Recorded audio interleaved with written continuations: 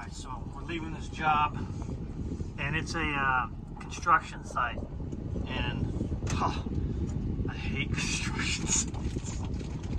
Oh man, it's just so typical. It's the end of the job, everybody's doing a mad dash, like running around like crazy, you know, and you know, I think the prime example is, you know, there's this painter trying to paint the pickets on the front porch, and then there's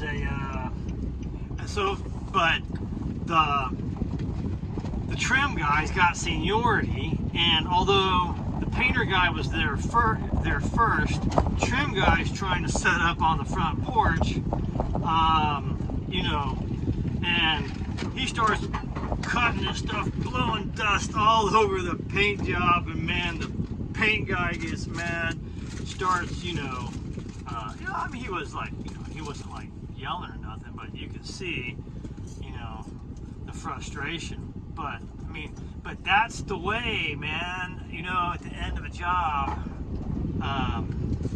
isn't it though?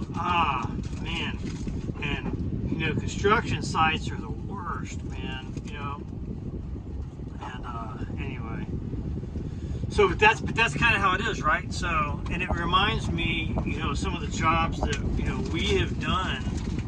You know, we've done jobs differently, right? When we organize a job properly up front, you know, there is more than enough space, you know, mentally, you know, with time, to be able to gently dial things in and really tune them up, make them look. Now, you might even have a chance to do something extra for the client, right? Because, you know, you did your due diligence up first, you did the hard part up front, and now at the back end of the job, everything was set up right.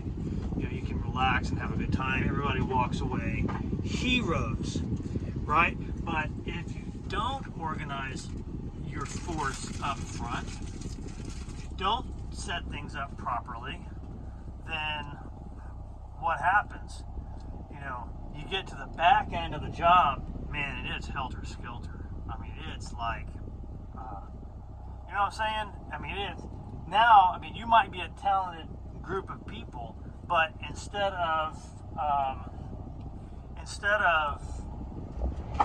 you know, being the hero and concentrating on that, what you're concentrating on is you're using your talent to bail yourself out of the predicament you got in, because you know what's happening. You know, the client's tired of you being there. You got another client knocking on your door, trying to get you. You know, you told them you start at this point in time, and then you've got the other client, you know, you're gonna take care of.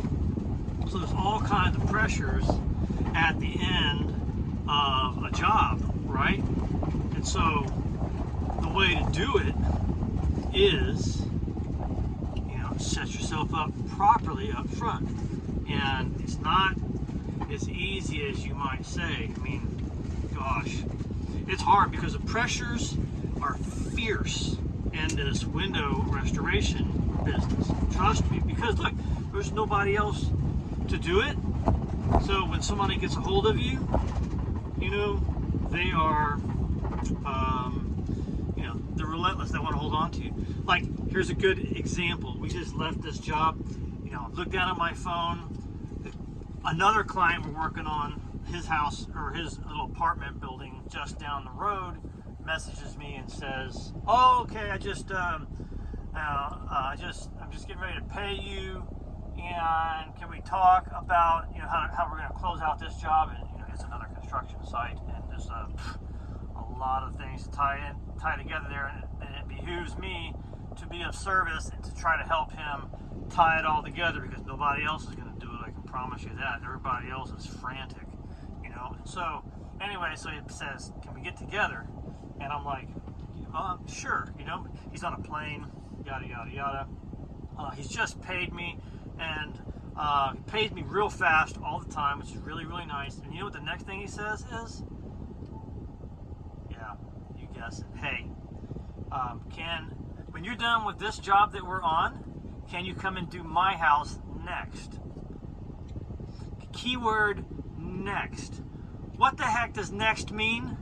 That means like put him ahead of everybody else. You know, I've got people are waiting a year for me, right? That to try to get to their house, and I'm trying to not to do any more jobs like that, right? But here they are. Shoot, and the job that I'm on, old client. You know, what does she do? She knows me. She knows where my back door is. She comes in. She says, I really need these storm windows for my house that's about to be finished. Can you do them? I'm like, no. She goes, oh, come on, please, yeah, you got to be able to do it because there's nobody else anywhere in North America that can do the storm windows that you can do for me, and you did them last time, right? You know, now that we're done with the remodeling project, I don't want the screens anymore. I want storms, and please. So what did I say? Yes. Gosh.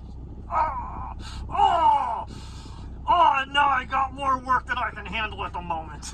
It's so stupid.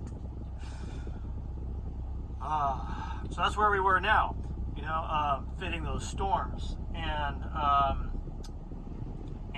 But where am I supposed to be? I'm supposed to be in St. Petersburg showing Scott, my brother-in-law, you know, field person extraordinaire, this job that we have out there. He's going to help me with that, and we're not there yet. But I told the client we would be there in the morning. Oh, so now I got to get a hold of the client. I got to do all that. Da la la la la la. And so, all this to say is that, man, what I'm really trying to do is figure out a way to get ahead far enough with the work so I can stop working long enough so I can train people so that we can start to spread out this industry and get people to do the work that there's so much to do anyway. And if I could just find the time and the place and the space to do it, you know. So I kind of am. I've actually forced my schedule to be able to teach in San Antonio. I've got a class coming up in August. The Total Window Makeover. You can sign up for that. It's not too easy, actually. We've got to figure out a way to make it easier. I'm also teaching a class in San Antonio the same weekend about how to open your own window restoration business. That's kind of a cool deal. We're trying to get that easy to sign up to. I would like to do another class here in Tampa, and I'm not sure which one I'm going to do, which week I'm going to put it in. I'd like to do one class a month. Wouldn't that be great? I've got my first Friday scheduled, so I'm doing things to try to teach people and to recruit people and things like that, but it's slow. So what's the lesson for today? It is to organize yourself up front properly so that you're not running around like a crazy person and shaking with his head cut off at the end of the job, using your talent to bail yourself out of the predicament you got yourself in, instead of using your talent to do what you're really good at. So here I am preaching to the choir, hoping that, you know, maybe I'll listen to myself while you guys are listening to me. So anyway, so now I gotta go make sure Israel knows how to cut laminated glass, because that's the kind of glass we're putting in these storm windows. All right, love you guys. Over now. Bye.